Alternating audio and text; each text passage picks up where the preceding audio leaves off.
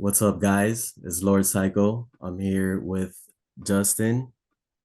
He's a left-hand path practitioner, and we're gonna do a little Q&A today for Darkside TV.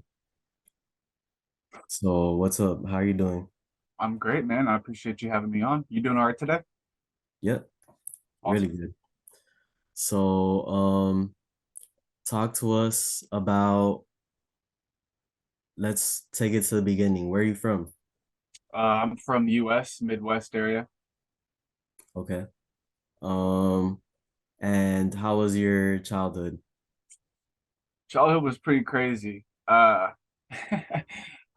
spent some time in therapy as a kid, so I've just gotten this whole like spiel down to where I can like almost go through my whole life in like 30 seconds. But my childhood was like, here's how I view my childhood, and the way that I view my childhood had a lot to do with a lot of the struggles that I had growing up because like I saw myself as a victim for a lot of my life. So like the way that I viewed my life was like I was born with cancer with a weird type of tumor called a Wilms tumor that develops in the womb. So I was born with cancer and spent a lot of time in the hospital. Then my father committed suicide when I was Yeah, 6. I'm sorry to hear that. It's okay, you know, life. And then my mom married emotionally and a physically abusive uh, man. So my stepfather was kind of rough growing up. Then because of all that, I started using drugs and then was kicked out of the house at 17 and was homeless until I was like 22. So like that was sort of my view on life for a long time. But now I just see all of the opportunity and transformative potential that was afforded to me, you know, at this point. So my childhood was honestly a little hectic, but I've heard so much worse. Like I've heard For so sure, much for sure. worse. Same with me. And it's like, yeah, challenges could help you grow, but at the same time, sometimes it's like, damn, like this is intense. It's a little too much right now. I get you. But so how did you get into magic? So I had a grandfather who was a ceremonial magician uh, for a rather common order. Uh, but I wasn't really allowed to know about that stuff growing up. So he was an illusionist. He would do like different like illusions and stuff, trying to like break my worldview a little bit as a kid to show me that, you know, you don't always know what you think you know. Okay. And so that was always interesting to me. And then when I was in middle school, uh, I started dating this chick, and she was a Wiccan, and her whole family was Wiccan. So I go to a birthday party, and she basically like has me come downstairs with her, and there's like 30 people at this party, but she brings me, her sister, her mom, and her grandma, and we all go in the basement. And I'm thinking like, oh, like they just want to meet me or whatever. Long story short, it was like a Wiccan bat mitzvah. Basically, like they were initiating her. And because I was dating her and had been dating her for a while, I was sort of initiated as well. Her mom brings out this crazy, like giant cauldron, and some some words were said, some gestures were made, and the next thing I knew, the space was clearing up, and we were going back upstairs, and I had no idea what was going on. But like she had each one of us stand at the quarters around the cauldron, and like she asked me what my sign was, and I was like, I don't know what that means. She's like, when were you born? I told her, she's like, you're an air sign, stand over here. You know, she told my girlfriend, you're a water sign, stand over here. And there was this like, I honestly don't know how long it lasted because I was so mesmerized by this thing that happened that, you know, I was like, okay, that was weird, you know, like I've never seen anything like that before. And then, as I was telling you earlier, 3 days later, I went to juvenile That's after that. crazy. And so that was like super crazy. Uh, so that was like my first experience. And then I started using hallucinogens when I was in high school. And that took me down a really Around how shamanic old? path. Around how old did you do the psychedelics? So I started so to me, I don't know if it's like my nervous system or what, but like cannabis is a hallucinogen to me. Like if I take a couple of hits of bud, like I'm seeing like patterns on the walls and like about to leave my body. And I started smoking Okay. bud when I was like 13. So then I started, my first trip was mushrooms when I was 16. And me and my buddy just split a bag because we were at a party and this dude was like wigging out and he was like, I can't take any more of these. Somebody take these. We're like, Mhm. fuck yeah, we'll take some mushrooms. And I ate like, I don't know, like maybe 2 grams or something. Okay. And I was laid out, man. Like I was like I felt like my eyeballs were leaving my head and were like just it was like I was rising on the planes with my eyeballs as a 16-year-old. And like I looked down and I saw like everything and that was an initiatory experience in itself, you know. For But sure, definitely mind opening. yeah, absolutely. So and then so that was like my major like introduction into esoteric philosophy and the fact that there's like something else going on behind all of this, you know. For sure, for sure. So then you're 16, you started experimenting with psychedelics, and then where did you go with the magic from there? So basically, for me, magic was originally about inner exploration, astral projection, lucid dreaming. It was about doing a lot more inner work. So I was almost like more of a mystic. I was like I started off more right hand path, I guess you might Me too, for that sure. that that might be one of the differences between the two. From there, it was like, what can I do? And I started looking up like spells online. I started asking some of my Wiccan friends, like, like how do I do this? Like, what do I do? And they were like they were less left-handy about it. So their spells were more like how to bring harmony into your household and like how to like return your cat if it's lost. It wasn't like how to like manifest $100 into your life or something like that.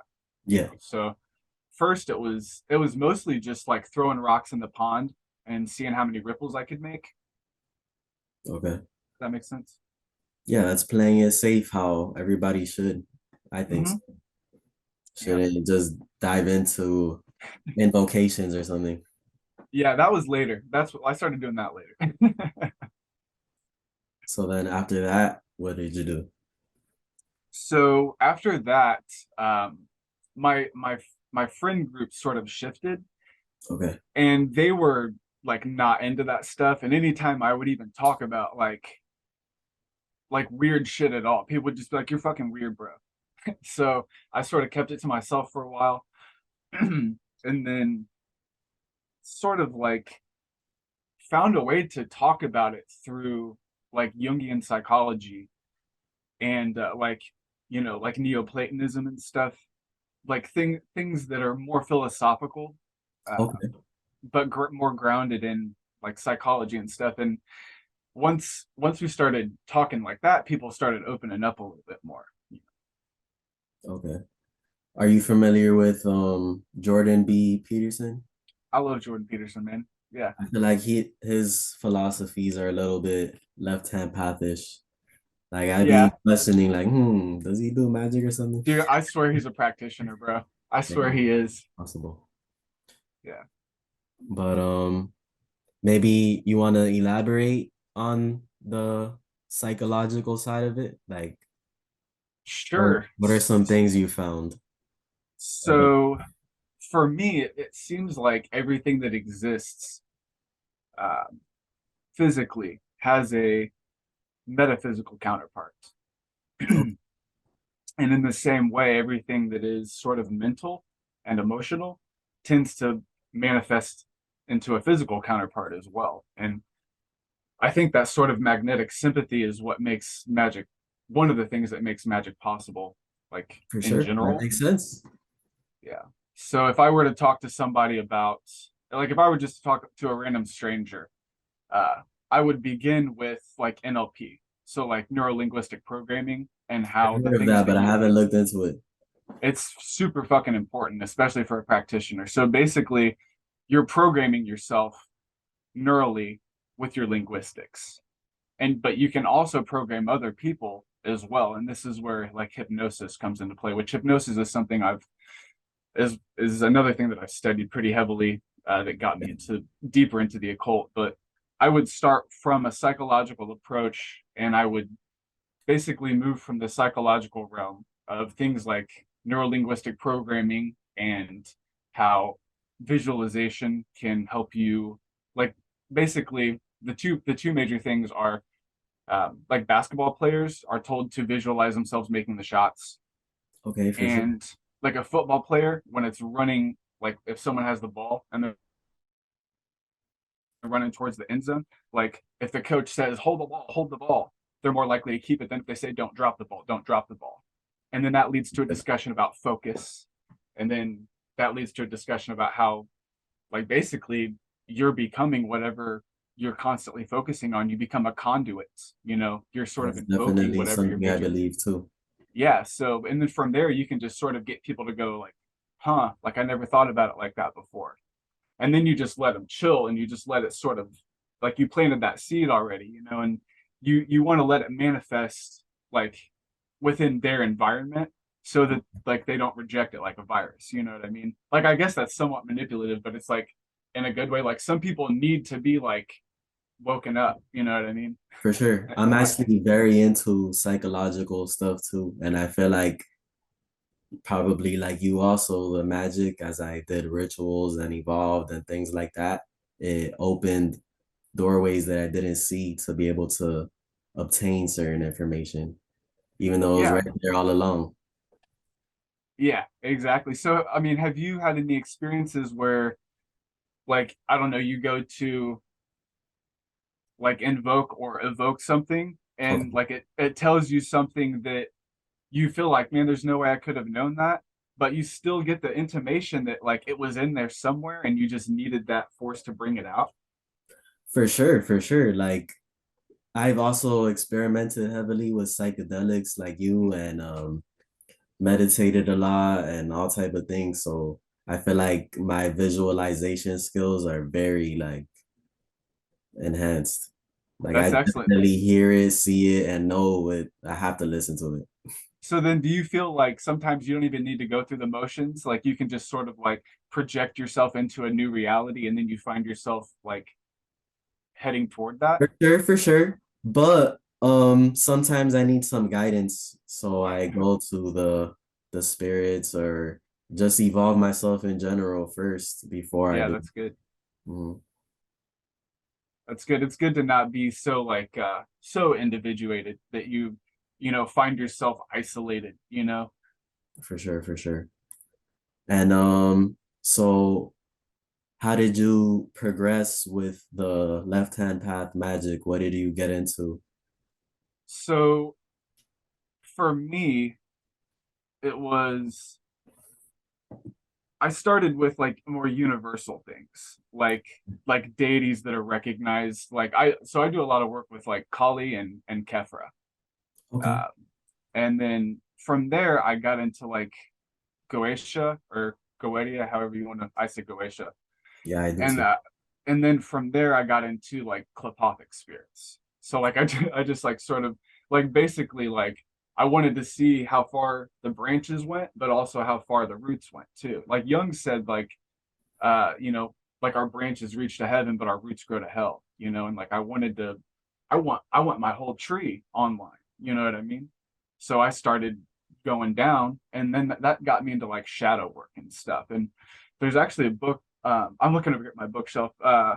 A book by David Rico called Shadow Dance that is like so wonderful, like, for a psychological perspective, to like prime you before you start doing like Sethian and Klepothic stuff, because it shows you that it's not about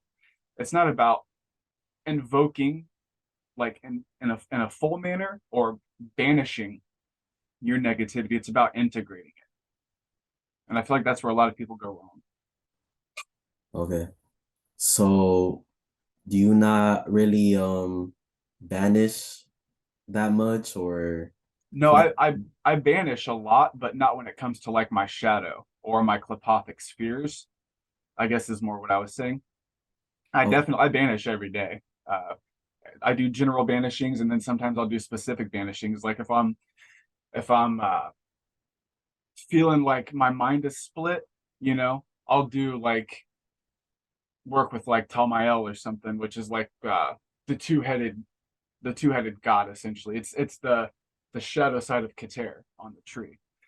So I'll basically do a banishing and then I'll do an invocation because like I think it was Aristotle who said nature abhors a void, horror vacui. So like when you banish something, like you need to put something in its place. Otherwise, that thing that's closest to it is just going to come right back, or something else that you're not intending for is going to fill that spot.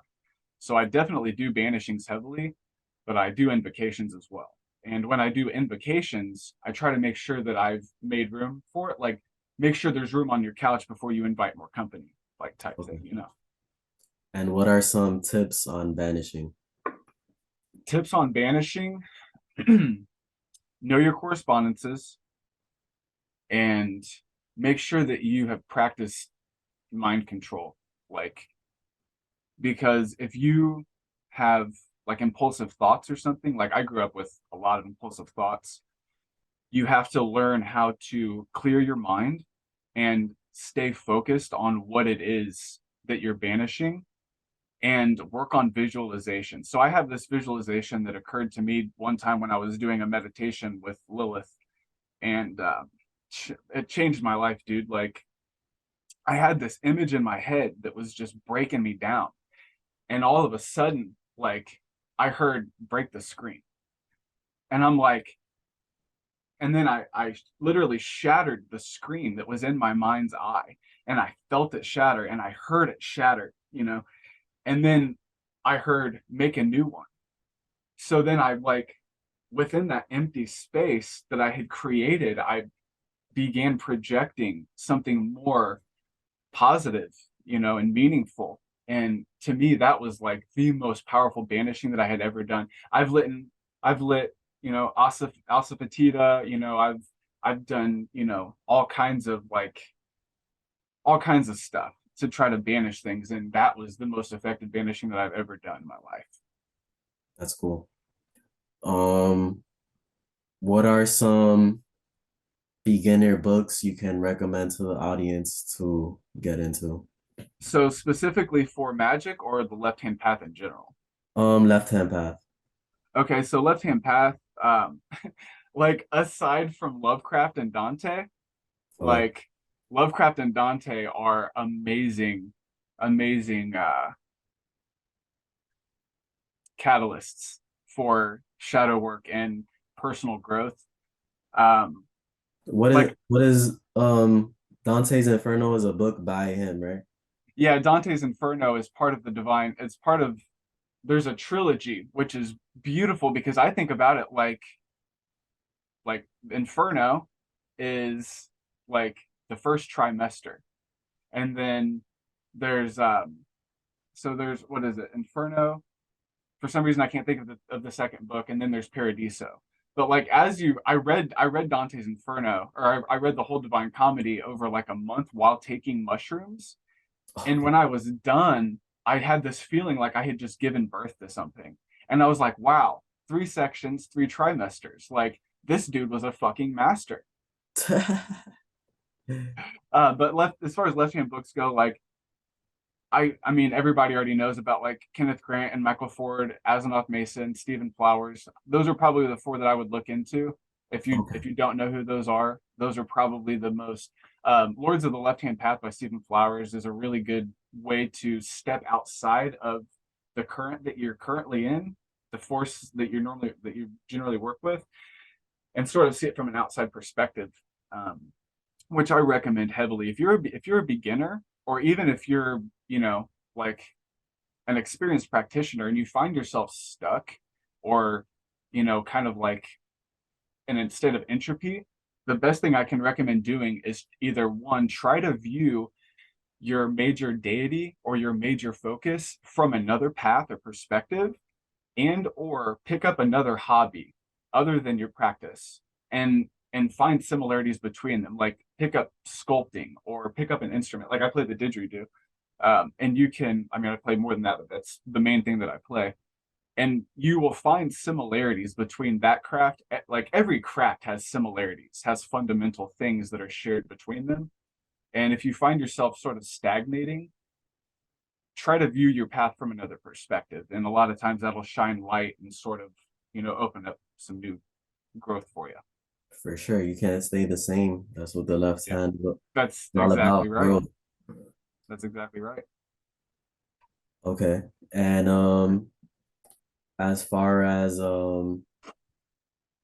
invocations and spirits go, what are some spirits you have worked with? So, like I said, I work with Kali and Kefra a lot, but as far as Goetia goes, the first spirit I ever worked with was Bodis or Otis, some people Okay.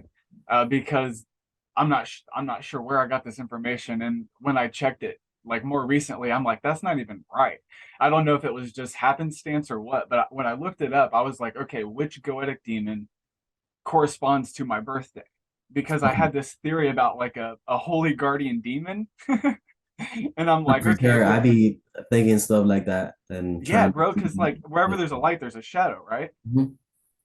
So yeah, I was like, okay, Bodis is allegedly the spirit that corresponds to my birthday. So I did an invocation and I asked him to give me protection and guidance.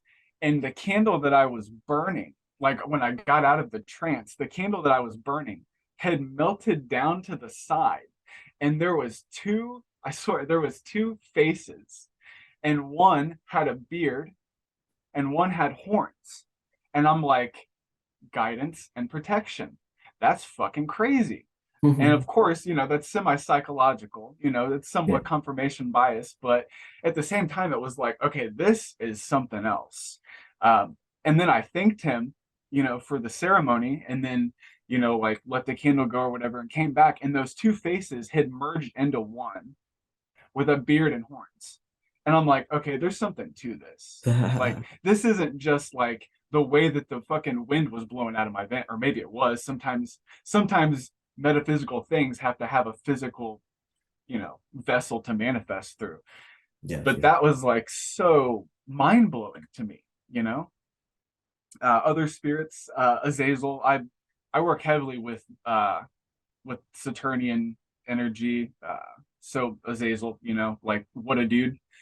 And I've been wanting to work with Murmur lately. I've been seeing like the last 7 movies I watched in the captions, it was like murmuring or murmur or something like that. And I'm like, I guess that's the next spirit that I'm gonna work with. Uh, definitely gotta pay attention to the signs. yeah, the synchronicities are a great way to, divine where you're supposed to go. And I don't want to like steamroll this. So like pull back if you want to address the goetic spirits. But Klepothic spirits I've worked with are Lilith, Golakab, and Talmael, which are to me the Yesod, Tiferet, and Keter shadows. Okay, that's interesting. And elaborate on the Klepothic spirits a little bit. So where the goetic spirits are more of an etheric experience for me, like I feel the presence of a goetic spirit when I invoke it, or when I evoke it rather. When I work with the Klepothic spirits, it's more astral. Like I was like yoinked down into a fucking tunnel when I first worked with Lilith. Like the next thing I knew, I was in a cave with two, like, I don't know how much detail you want me to give. I was in this fucking cave in front of a door, and there was these two guards, Okay. and they asked for my offering. And the next thing I know, I'm peeling my skin off and giving it to them. And then that door opens. And then I walk through that door, and there's two more guards, but they're like a little bit more aggressive looking. And they just held their hand out. They didn't even say anything. And so I'm like peeling my muscles off of my muscular structure off. And this continues, my bones and everything down and down and down until I was nothing but this like turquoise and tangerine flame. And Okay. then I was sitting there before Lilith as this turquoise and tangerine flame. And she was just like smiling and nodding at me, like, now you get it. Like, you're not all that other stuff. Like, this is what you are. And then from there, like, it was like a connection was made. Like I could continue. Like it was almost like I had to get through Lilith to get to Golakov. And that might just be my own, personal experience, but there was something to that for me that's like it really is a ladder, like that you have to climb up and down. Okay, okay.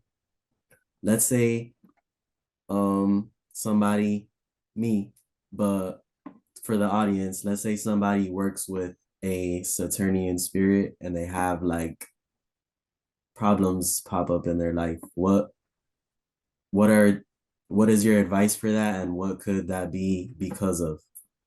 So my first piece of advice is if you're working with Kronos or Saturn or Bana or any of those like frequencies, one, if you're encountering adversity, you're going the right way. Okay. And two, I mean that's been my experience. Two, make sure that you're doing what you know you should be doing. And you're Okay. not doing, like Jordan Peterson talks about this, do the things you know you should do and stop doing the things that you know you shouldn't do. And what Okay. that does is it cultivates a sense of discipline that I think is highly, appreciated by the Saturnian current. So would you say that Saturn is about mastery? Yeah. Yeah, that's if I had to sum it up in one word. Whereas Mars is about like mastery of your power, Okay. Saturn is more about mastery of like your actual self. Okay. That's interesting. And what about the same question for Lilith? So for me, Lilith is very highly about the controlling the sexual transformative energy, but also the mind. Because for me, those energies are all interrelated. Like the mind, like thinking is a sexual act in itself. It's one hemisphere of the brain impregnating the other, and then there's a gestation, and then there's a birth. That's very sexual. Um, so with Lilith, it's more about like have intention for your sexual energy, whether it's using it for magic, like do it intentionally. If you're practicing um, like abstinence from sex in order to like increase your vril or your chi, like make sure that you are like on that. And like if you make a pact with Lilith and you break it, like she like in my experience, like it's it's gonna manifest in a way that is very astral, like nightmares, or like you're gonna have in like thoughts coming into your head that you don't normally have, and it's kind of rough. So I wouldn't recommend making a contract with Lilith and then breaking it because like I had nightmares for a while because I didn't realize that I was doing that basically. So just make sure that with Saturn you're staying disciplined, and with Lilith you are respecting the sexual energy, whether that's alchemically or physically. Okay. So as far as advice goes for other practitioners, something that's really practical and like simple as far as there's not a lot of instructions. When I first started practicing, everything was astral for me. I would envision what I was doing and I would make the motions with my physical body. But one day in ceremony, something told me to feel where I was focusing. And I locked my etheric body in with my astral and physical bodies. And it was like a lightning bolt. It was like that's what was missing because the etheric body is somewhat between the mental and physical bodies. Okay. So for instance, if you're doing if you're doing like invocations of the spheres, and you're allocating them to different points on your body, or even if you're just doing like tantra and stuff like that, when you're visualizing on the third eye, use your proprioception, use the feeling and sensation in your body, and feel right there. When you're drawing or tracing in the air, like feel where it is in the air. And it's for me that I feel like I leveled up as a practitioner, a mage, when that understanding was imparted on me. And I think that was a little thing too. So you So said feel it in the air as in part of your astral body? yeah, Okay. or your etheric body even. Okay, okay. Yeah. Like some people can actually, I just thought, and this is another thing that I think made me weird as a kid, is like I could like feel the stuff around me. Like I could project my etheric body like outside of my body and like feel like around. So I don't know if that's what makes astral projection easier for me. It's not easy, but it makes it easier. But manipulating the etheric body is a great practice. As a practitioner, I would recommend exploring your various faculties, uh, exercising them, and so like I don't know, exploring, expanding, and exercising your capacities. So if you have a capacity for scrying, explore that and expand it. If you don't have a capacity to astral project, like explore that and expand it, and exercise it. All the capacities that you have, make sure you're exercising them. Okay. Um, so me, I've always like had a lot of vivid dreams and lucid dreams, and I visualize very well to the point that it's pretty much almost like an astral projection, but I haven't laid down and really like explored a lot. So is that something you're experienced with? Experience is a relative term. I just started doing it intentionally like a few years ago. Okay. And my experience with it is like, so astral projection is like a lucid dream that you are being interacted with as opposed to interacting to. When I lucid dream, it's like, oh, I can do this to the Yeah, for environment. sure. But when I'm astral projecting, it's like the environment is doing something to me.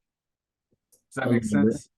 And But the I astral hear, projection subreddit is really good resource as well. Go yeah, ahead. I definitely hear like people taking it to a super far extent, even besides for magic, which I'm not super experienced like that with it. I'm like very at the surface of it.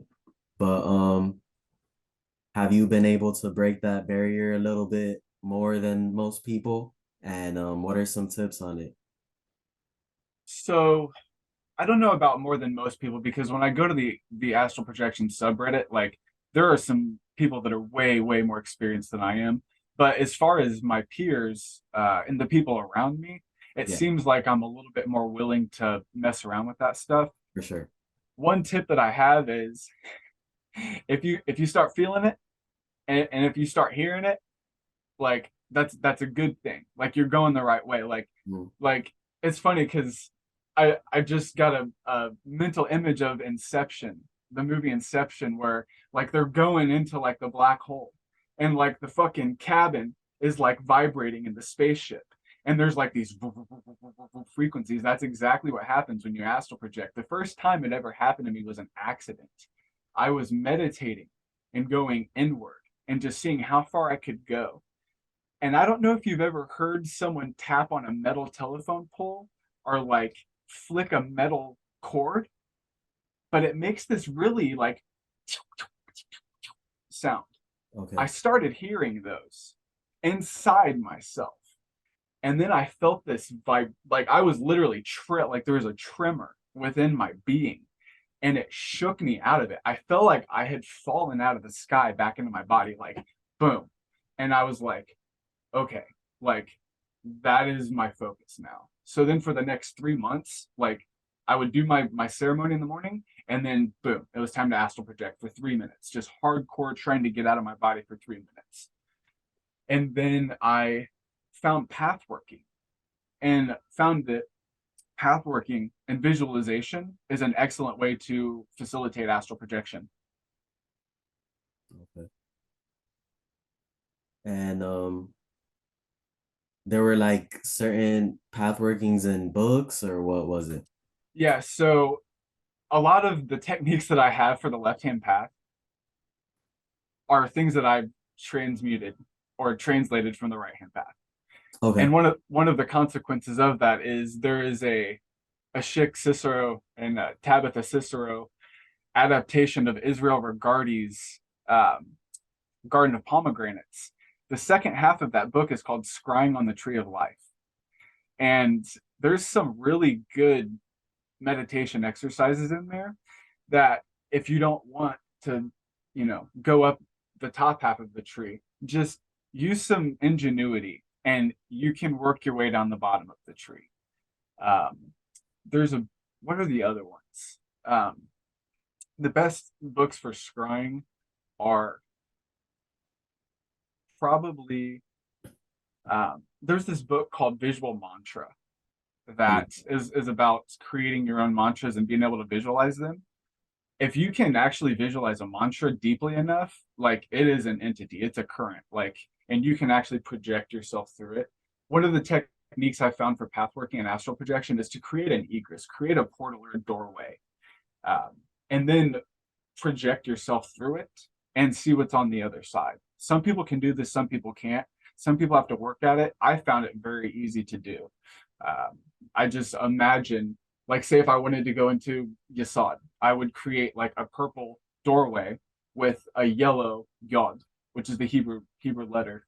To me, because one, yellow and purple are flashing colors, but it's also because Tiferet is right behind Yasod, and so it gives that sense of like, okay, this is a door to another place. You know what I mean? So if you're good at visualizing, you should be able to path work and astral project pretty easily. Yeah, the way you put it, it sounds interesting. Definitely some techniques to apply. Hmm. It's a lot of Um, fun. so talk to us about drugs and the left hand path. Not necessarily hardcore stuff, but psychedelics, weed, like what's your experience with combining the two? So for me, I was a hardcore, like, uh I don't want to say pothead because I feel like that's such a, like, derogatory term, but like I would literally like wake up and I would smoke, and then like I would smoke and I'd probably smoke like a quarter a day of like some fucking chronic, like Okay. if I like really wanted to. So when it came to doing psychedelics, like psychedelics were almost a supplement to the cannabis. And then I decided to trip one time without cannabis just to see Okay. like what would happen, like whatever. I've got it off to the side, like if I really want to smoke it, and I found that it was a totally different experience. And I found that it's best to supplement the psychedelics with the cannabis if you're going to do so. The bud almost masks the come up a little bit, and For I sure. think that come up is like it's the handshake. You know what I mean? Like Yeah. the come up will tell you. Like I have a buddy, my best friend. I've known him for 20 years. Every time he takes mushrooms, he gets wrecked every single Okay. time. And I'm like, that's the mushrooms telling you that they're not agreeing with you, bro. Like you're either doing something with your diet or you're doing something with your mind that doesn't correspond. It's not concentric with Yeah. their will for you, you know? And that's like a little bit woo woo and shamany. But like I really do feel like there is a spirit to everything. I And feel like that has a little bit to do with ego. Would you agree? I think it has a lot to do with ego and expectation. Yeah. A lot of people, when they do mushrooms, they won't even like, they'll lack the self-awareness to even know what they're feeling. And sometimes say they don't feel it, but they do. Like, Yeah. yeah, And then at the same time, like then they get that polarized flip because then when it kicks in, they weren't expecting yeah, yeah. it. So have you experienced an ego death with psychedelics and also maybe with magic, and how do they interplay? So I think I have experienced ego death on more than one occasion. And for me, what that was like was I felt lost as fuck Yeah, because for sure. because what I was used to correlating to myself wasn't myself. And when I got so I think the first time I experienced ego death, was I took like 3 hits of acid, and everybody at the party left Okay. for some reason. Like something happened and everybody left. So I'm like, well, shit, now I'm all alone. You know what I mean? And then so I sit there and like I get in my head and like I could hear like the cogs in my head like grinding like and turning like as I was just overthinking and overthinking. And then like the next thing I knew, like I was having like 100 thoughts a second. Like I was thinking faster than I could even answer the questions. And then the next thing I knew, it was just like there was silence. And then like I got like tunnel vision, and then I feel like I blacked out, and there was this Oh like, my God.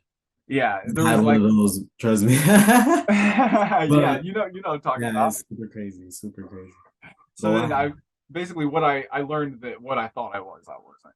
And that would occur, a few times along my path with for magic and sure, with me too. drugs. You as well? Yes, yes. But with magic, more of like just the evolving process, like within it, like it's just like, whoa, this is crazy. And you just like it's not you're not who you used to be. You think of things more from a spirit, spirit perspective and things like that. Yeah, it becomes less about like what other people are doing and more about what you're doing. Yeah, for sure. You want to talk to us about ego and ego death and how it interplays with magic, and maybe it has to do with the clip off too, right? With what? The clip off. Oh, yeah, okay, yeah. So to me, the Klipot or the Klipa are they were described in the Sefer Yetzirah, I believe, as being the the shells of the Sephirot that shattered when too much force was put into them. Um, and I think that's the word for hell is Sheol, which is a lot like shell. Okay, Um, so I think the ego and where that comes into play is like the ego is almost it's like almost the link between the Sephiroth and the Klipot. Um, but I think like people, that's what I was speaking about earlier, where like most people try to banish the shadow or banish the ego. Like you don't want to do that. One, because you're going to cause problems for yourself and cognitive dissonance, which is to say that you you think you believe one thing but you act another. And the second reason is because they're actually like a conduit for like your ego is a conduit for your spirit to manifest like into the physical world. for But sure. it's also a conduit for your like animalistic shadow, like reptilian desires to come up as well. So Okay, like I do believe that to some extent you can walk the middle path, but I don't think the middle path is straight up and down. For me, the middle path has been like the serpent's ascent almost. okay, for sure. Because you draw a little bit from the right and left, but like sometimes it's like all the way to the left, or sometimes you need to gain stability, right? Yeah, yeah. So like the main difference for me in the right and left hand path are like the right hand path seems to, and these are generalizations, of course. The right hand seems to seek union through compassion, Okay, and the left hand seems to seek like something like individuation through adversity, or some people look at it as will, but to me, like will will eventually manifest like through adversity, and like that's how you impart your will. So adversity is sort of the conduit through which your will can you know transmute things. okay. And talk to us about how spirits can manifest things in your life and teach you certain things. Okay, so for me, I thought I was crazy growing up because like I would hear voices in my head like straight up here like you should do this or you should do that, and they had different voices to them. So I think that's one way that the spirits manifest for me. And maybe that means I'm crazy, but like I don't think it does. Um, I've had them like when I did the Bodis evocation, like I Okay, saw that as a physical manifestation. for sure. I see them as manifesting in the people around me and the way that they talk to me, the way that they receive my information. I see them manifesting as um, I'll be meditating and all of a sudden I'll have this crazy realization and I'm like, is that like really real? And then like a train will go by and like blow its horn for like fucking 30 seconds when normally it's just like once or twice. Like there's a lot of ways that the spirits can manifest. And I think it's in whatever ways you're open to receiving it, if that makes sense. Okay. Is there a time you can remember that somebody said something and it correlated with a spirit? Dude, all the time, man, all the time. So me and my wife were over at our friend's house. This may be what you're talking about. If it's not, I apologize. But we were talking about how so I was born on the 13th, and there's this concept called triskaidekaphilia, which is like a love for the number 13. Okay, And I have that. this conversation came up through a conversation about synchronicity. And then like for the next like 3 days, like it was just the number 13 was everywhere. And then I also play Magic the Gathering from time to time. I don't know if you know what that is. It's like a card game.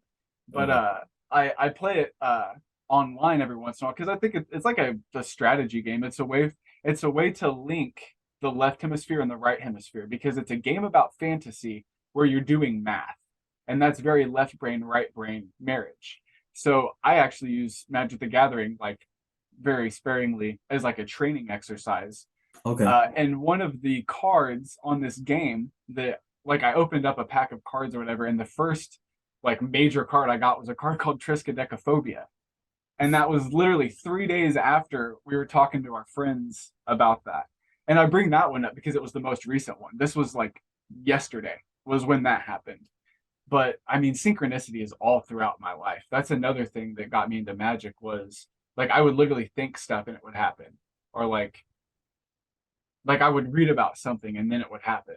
And so that's another way I think that the spirits kind of manifest is through synchronicity and serendipity.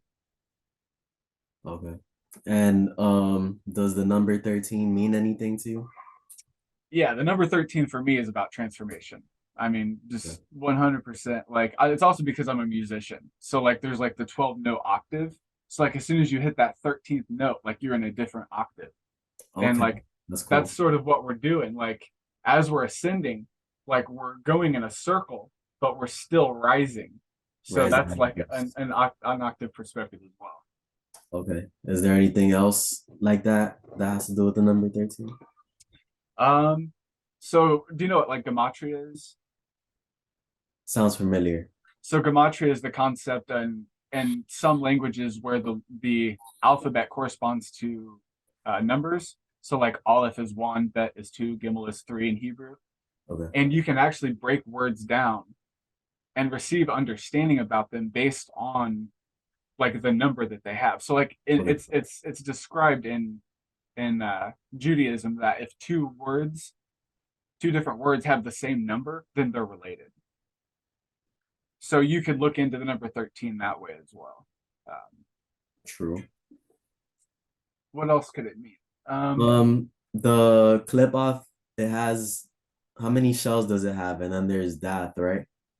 yeah, so there's dot in the clip hulk as well, though some people say there isn't. I've experienced that there is because that's sort of like the soul of the void in my perspective. Um, so another way to look at 13, this just popped in my head, is there's 32 paths. So you could look at the 13th path, uh, which is literally the path through the abyss, Yeah. is the 13th path. So that's another way to look at it. Yeah, that's what I was trying to get at. I see, I see. But Let's see, techniques. okay. So I would say the main techniques that I work with are scrying, invocation, evocation, and path working. Like those are probably what I'm the most experienced in. But I look at those practices through as many lenses as I can. So like I've studied like Buddhist Tantra a little bit, and I've studied like um, like Hindu, um, like deity, um, appropriate not appropriation. That's not the right word. Like acqui- acquiring the aspects of the deities, basically. One thing that I realized working with Kali is like I kept like putting her in front of me, and like she kept like trying to like merge with me and manifest with me. So I was like, okay, that's interesting. And as soon as I did that, like I felt like I could see life through her eyes, like sort of. It sounds weird, but so that's like a form of path working for me almost. Is like most people don't think about path working that way. Most people think about path working like, oh, what's going on inside of me in my inner worlds. But I've found that you can actually like if you imagine yourself as Thoth or Kefra or like Brahma, whatever, like that's a form of path working as well because all of those aspects have a connection to your inner world as well. They manifest internally as well. For sure. Are there any good left hand path working books that you know? Um, I'm pretty sure Necronomic. Go ahead. the authors you mentioned earlier maybe have some, right? Yeah, I was gonna say Night Side of Eden is pretty good. Yeah. Um, the Necronomicon Gnosis by Mason is is pretty good. Anything that is evocative to me. So like for me, like I read Lovecraft or I read Okay. Dante, and it's so evocative that I have an experience that is congruent to pathworking. Anything that stirs your sense of individuality or your sense of adversity and discipline, I would say is a good way to work the left hand path. I can't think of. I would say Night Side of Eden and Necronomicon Gnosis, aside from Lovecraft, is really good. A way to pathwork with the left hand path is to get out there. That's the other thing that's interesting. Pathworking in the left hand path can be very physical. Okay. Doing things you know that you don't want to do, or doing things that you know you're bad at. That is almost better pathworking than visualization in a lot of senses because the left hand path deals with material life a lot more than the right hand path does in my experience. Okay. So why not use your material life to manifest, your ascension? For sure. I was gonna How big ask of you, I was gonna ask you about scrying and stuff like that. What's been your experience about have you scryed at all, or I do you have actually any sort of haven't. Maybe method? that's something you could elaborate on. I've had Okay, a very cool. scrying mirror on my altar and Uh-huh. used it to maybe visualize, but not really much more than that. So for me, that physical focus was too distracting.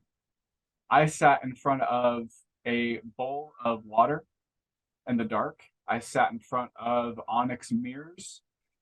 I even tried using my phone screen. Somebody said, "Dude, just lock your phone and just stare at the screen." And that actually worked better for me than like any of the other implements that I bought for scrying.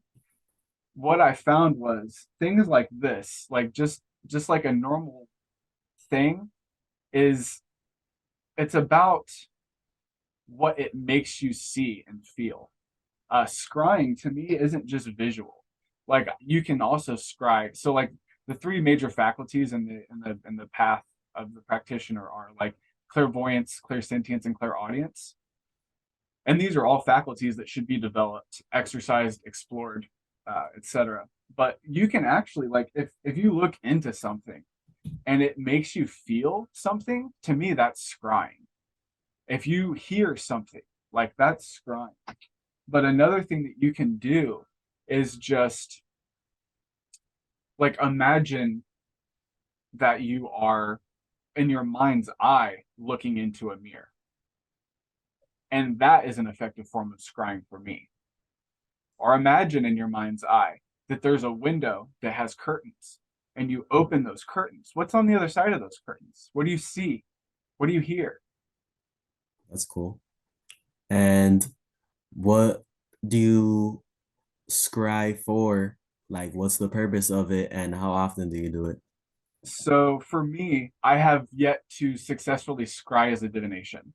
And I think that's because I've got so much going on, and too many preconceived notions.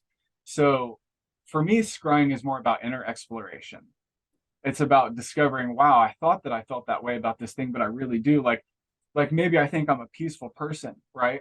But when I open my window, when I'm scrying, there's bodies everywhere and people are having their like heads ripped off. Like that's coming from somewhere. Okay, So okay, for me, it's about inner exploration. Scrying is astral projection is more about exploring the outer, and scrying is more about exploring the inner. okay. That's interesting.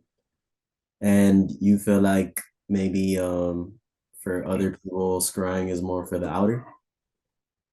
That's been my experience. Whenever I read about it in books and stuff, unless it's like for a goetic invocation or goetic evocation, that's another purpose I could have for scrying, to really lock into that focus. But it seems like most people are scrying, and maybe that's because of like movies and like gazing into the crystal ball. But in my experience, it seems like scrying is more about determining future events or determining how somebody else feels about them, as opposed to what's going on in my internal world. Where am I at in my development? Okay, okay. I feel like my experience has been a little bit of both. Hmm. Yeah. Okay. Like I'll see something that either signals something that it represents within me or the outside. So like have you ever like been scrying and you saw like an apple fall off a tree and like leave a dent in your car and then you walk outside and there's a dent in your car? Like stuff like that? No, more like situations with people. Okay. Like Interesting. into that. Yeah, yeah. Which That's that really could be a cool. little internal too. That's a good way to, yeah. I mean, you might be manifesting those because, and that's another reason that you gotta watch what you're doing, because if you formulate a preconceived notion about something, you're more prone to facilitate that in your everyday life. And that's a lot what sigils are, another thing that I work very, very heavily with. And I think that that's how they work as well. Okay, okay. Talk to us a little bit about sigils. Do you make your own sigils and what are some tips on that? So for me, make it as simple as you can with as much oomph as you can. One of the things that one of my mentors told me, uh, when you're making a sigil, like you don't want to lust after results, like Crowley said, but how do you spend enough time charging something but forget it afterward? And one of the ways to do that is to create a bunch of sigils, like over a period of time. And another thing that you can do is create envelopes with correspondences, like a red envelope for Martian things, an orange envelope for mercurial things, or if you work with the elements, you can use green for earth and blue for water, etc. And what you do is you create a bunch of sigils with a bunch of general intentions, or sorry, with a bunch of specific intentions, but then you categorize them generally. And Okay. then once you can pull out a sigil from this envelope and you have no conscious connection with it anymore, it's time to charge it. And that prevents you from like having that thing on your mind. Like if you don't remember that it was for a new car, then you're not thinking about that new car and it's already begun to like manifest subconsciously for you. That's probably one of the biggest tips that I can give for creating sigils. Aside from actually how to make the sigils, I've tried the Kamea technique, the technique with like the magic squares, and those always look really nice and magical for me. Um, but then there's also like uh, the Austin Spar method, which is where you take the letters and break them down. For me, this is what I've noticed. There's two major dissensions in the sigil community.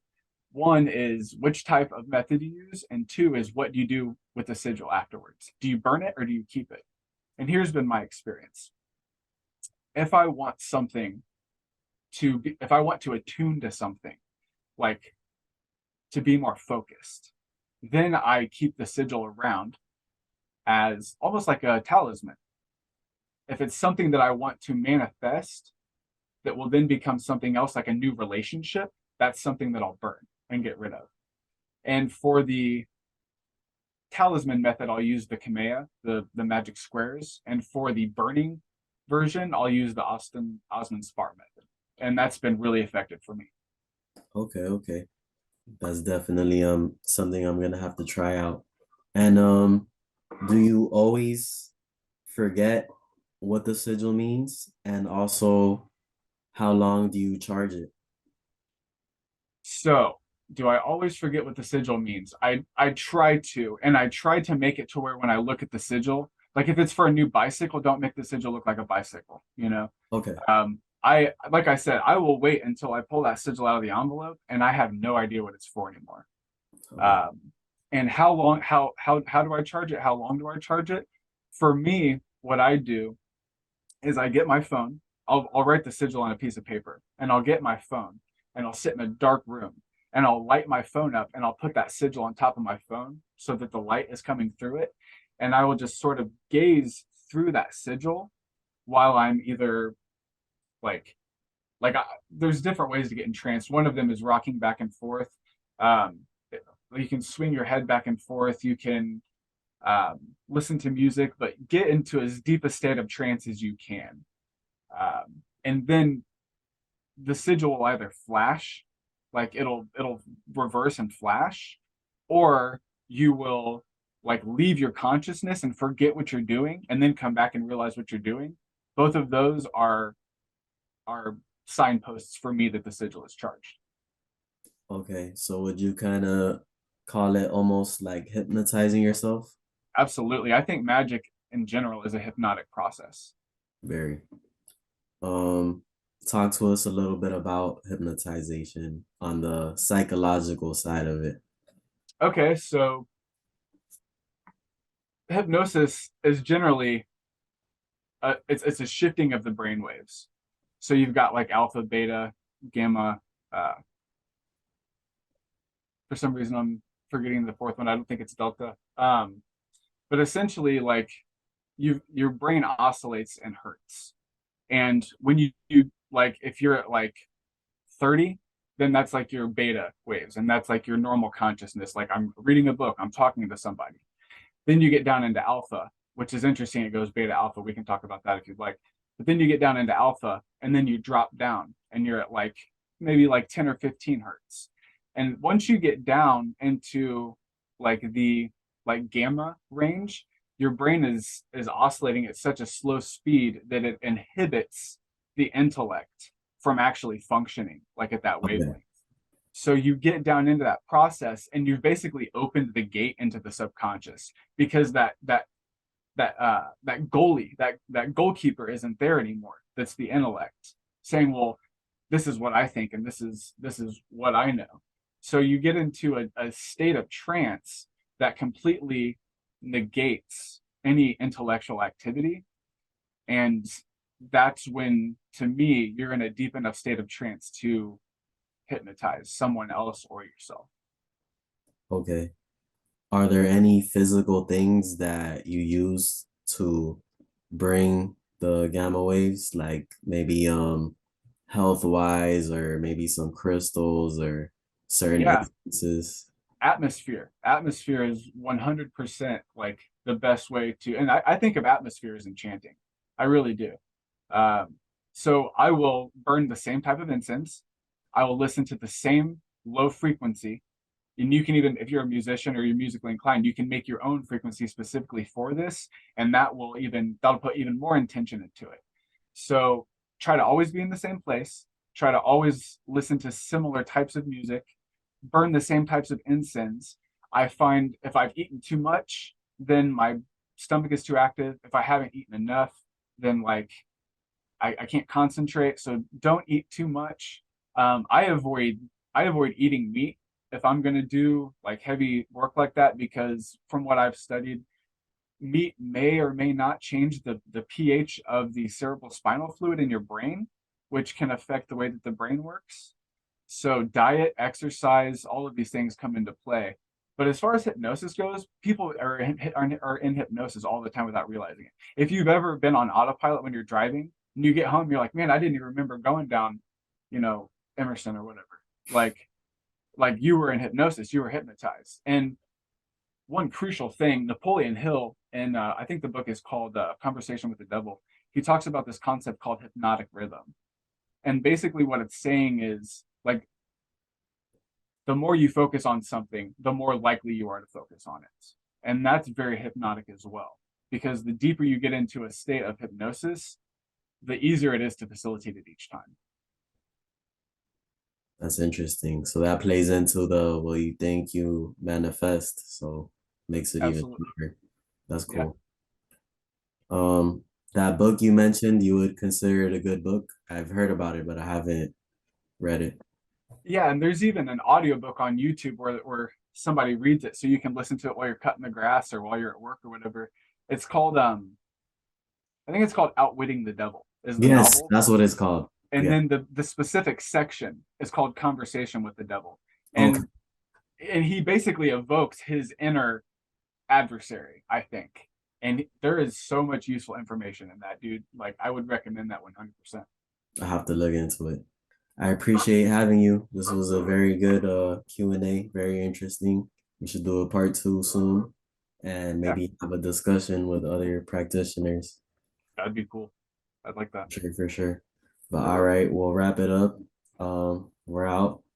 Thank you guys for tuning in. Go contact Justin here for his services if he offers them. I'll leave his contact information or whatever platforms he wants in the description.